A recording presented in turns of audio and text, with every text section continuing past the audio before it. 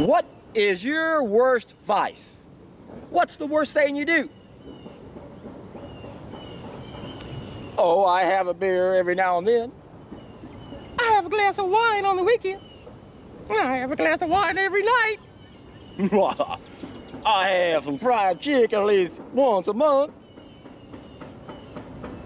I eat cooked food.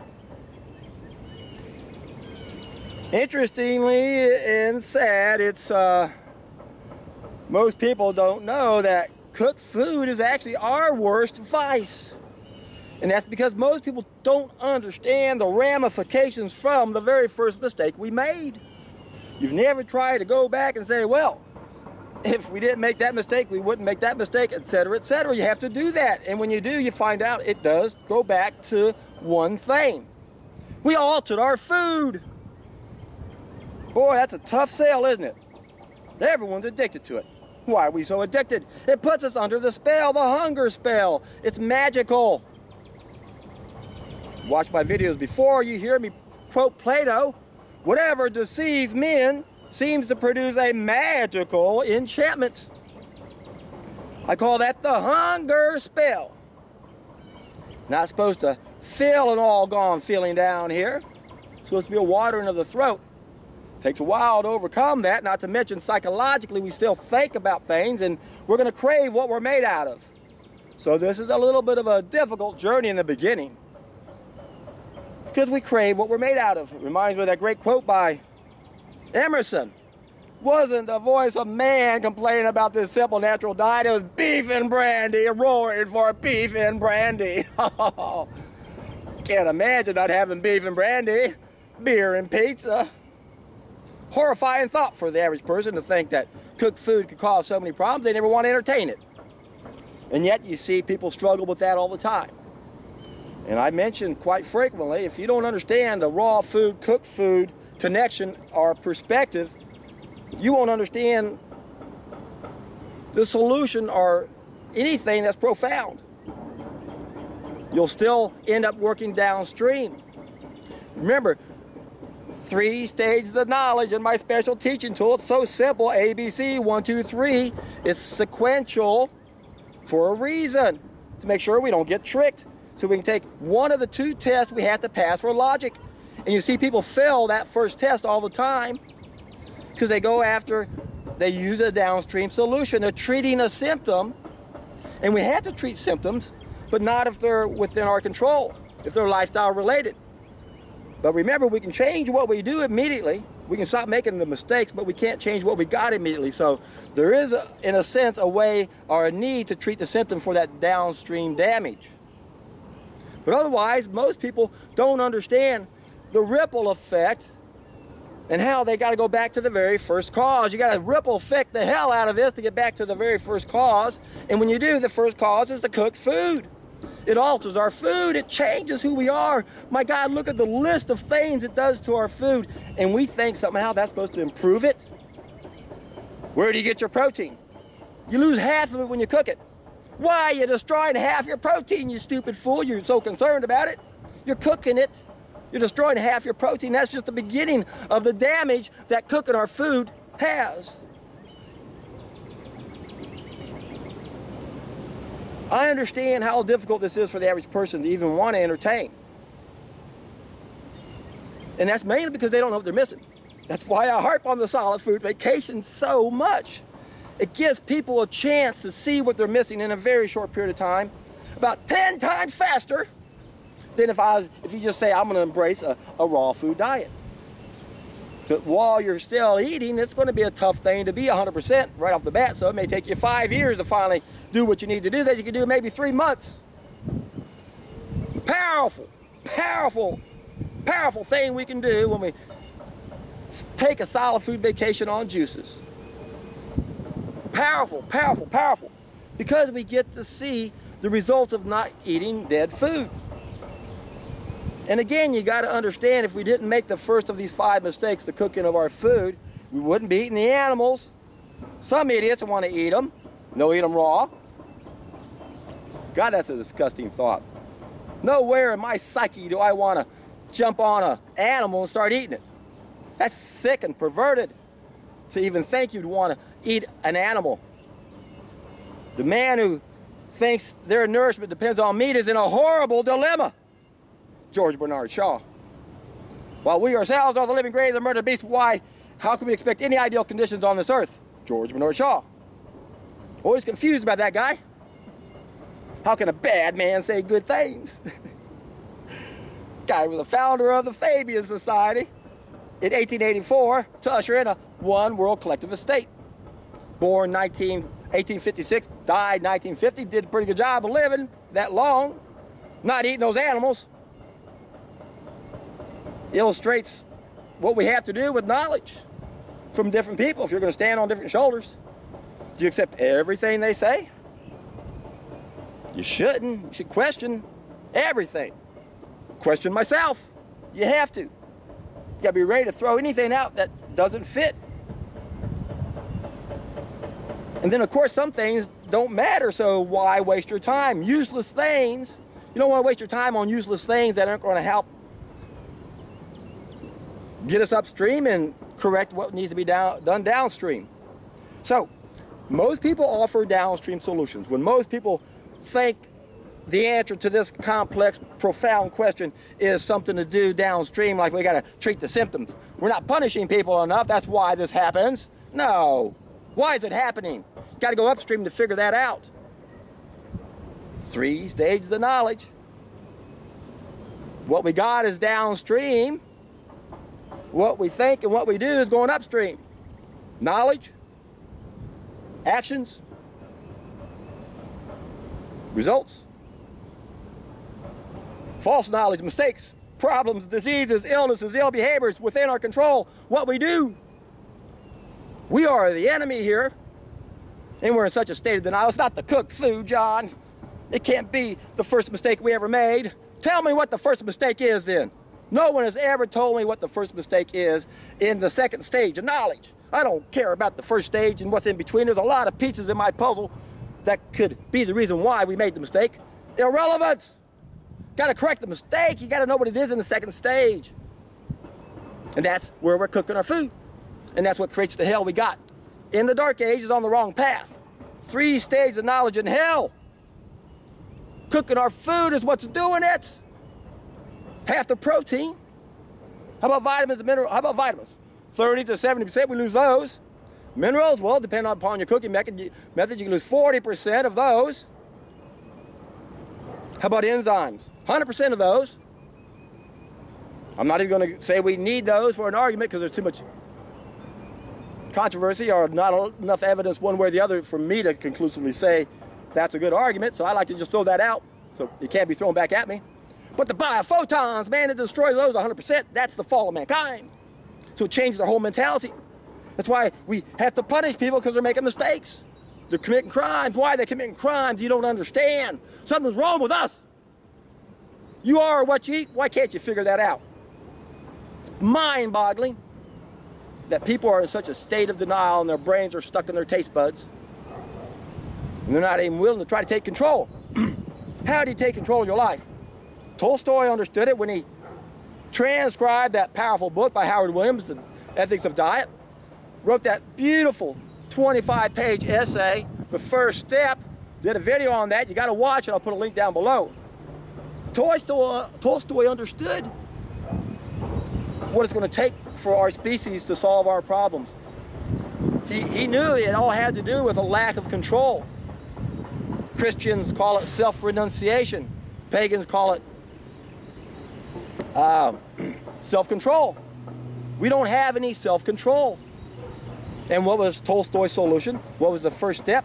Well, first of all, he said, to get out of the hell we're in, it's like climbing the steps in a second-story house. We got to get to the second story. We're in hell. We're down here, right?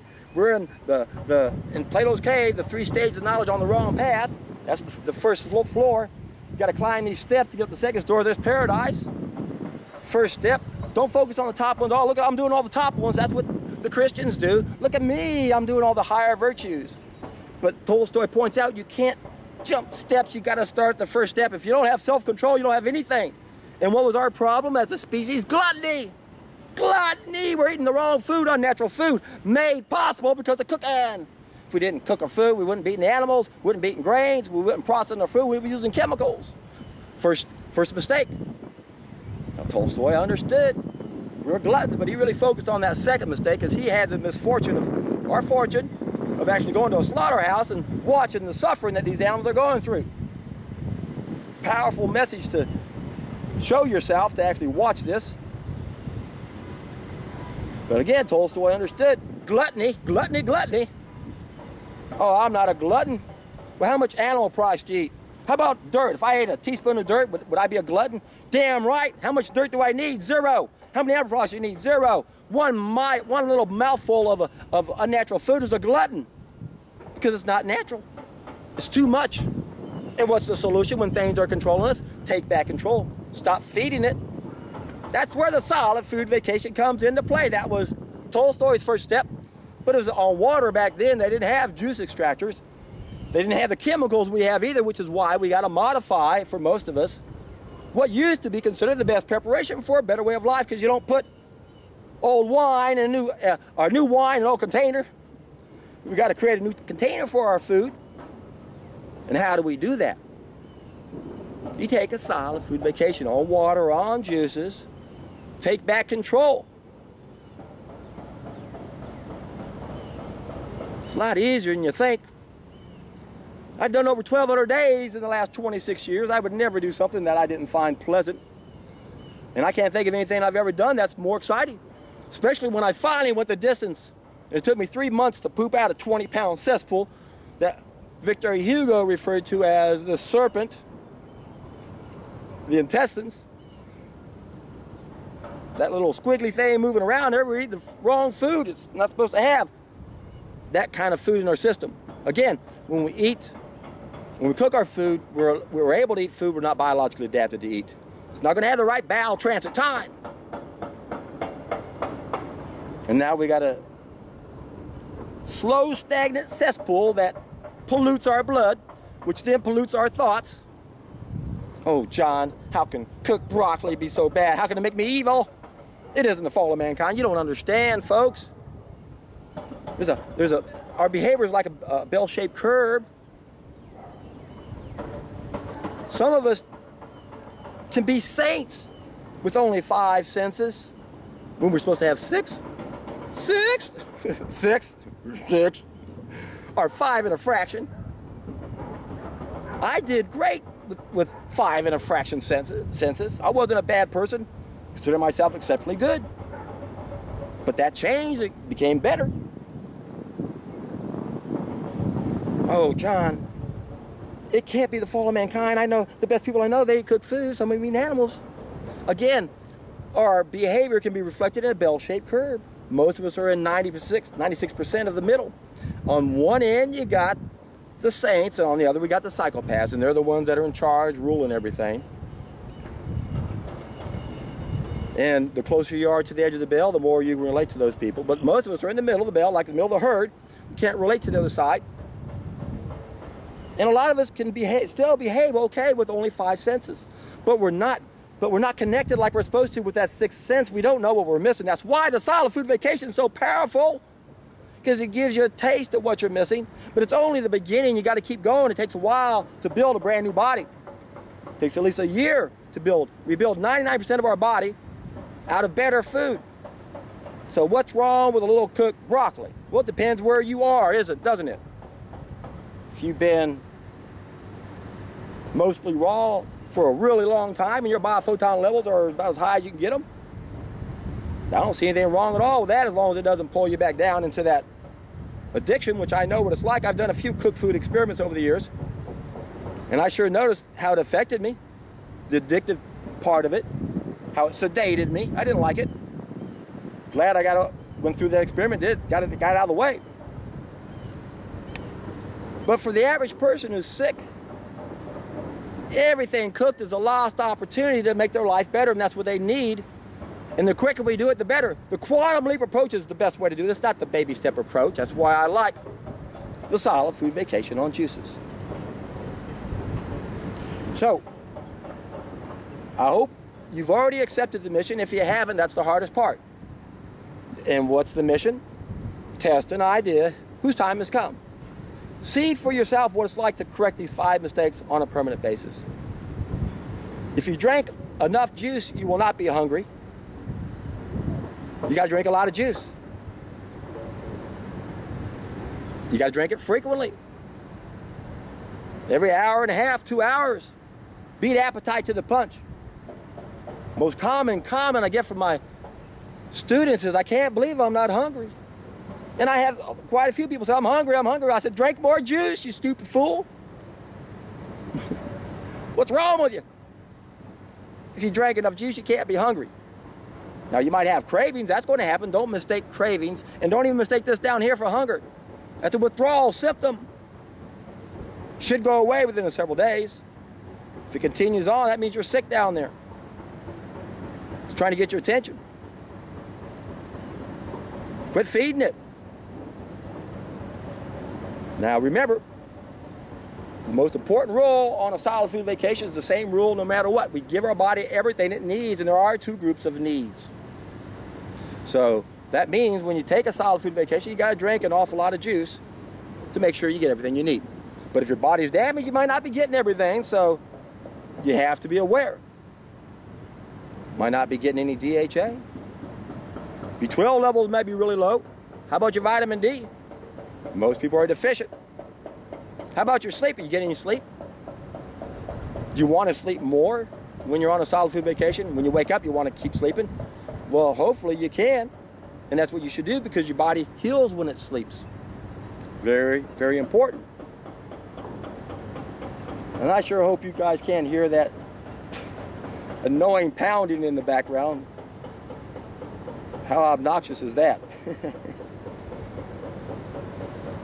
So,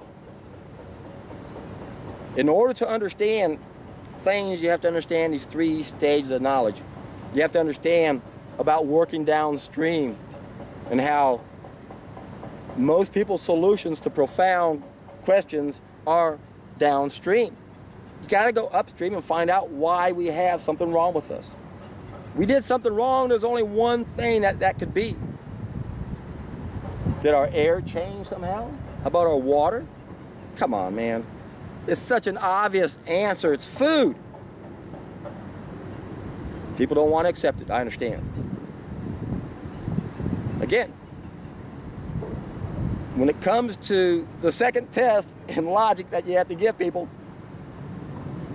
there's nothing you can do except get them to test the idea. So, when you use logic, 2 tests we have to take. First one has to do with the structure. This is where most people make mistakes. The structure is like the railroad tracks, and the contents is the railroad. The carts on top. 2 tests. This is one test. The carts are the second test. The details, the specifics, complicated, hard to pass that test, hard to convince someone who's already been bombarded with so much bullshit they can't understand anything. They're brain dead on certain topics.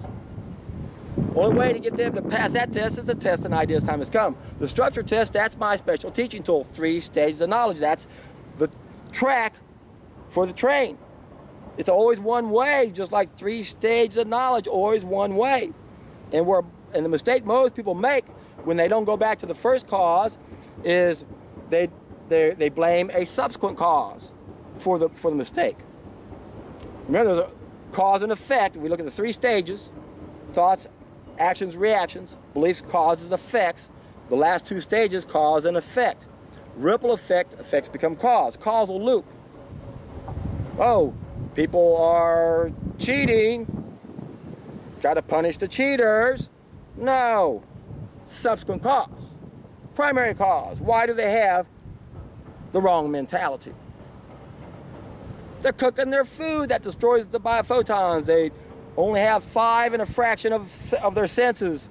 And most of us can do okay, but we got bad people on this end of the bell, especially the psychopaths. There's a reason why this half of the bell is doing bad things, because that's just how things work when you make a mistake. You know, again, people just don't understand the ramifications of eating cooked food. It changes our mentality.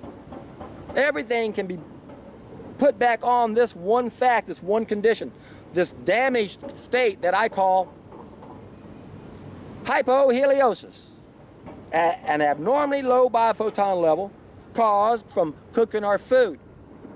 It makes us disconnected.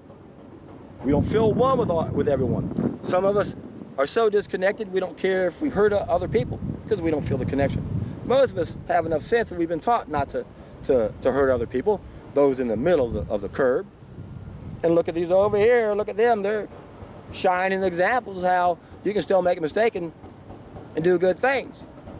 Again, I can understand how someone might be offended because they say, I make good food, I'm not a bad person. I didn't say you were. Some people can handle it okay and others can't. Collectively, none of us can handle it because there's hypoheliosis A on an individual level and hypoheliosis B on a collective level. So even when you finally bump up your biophotons, you're still going to suffer from hypoheliosis B. And I can guarantee you, when we can eradicate hypoheliosis B, ow, we're all in for a treat.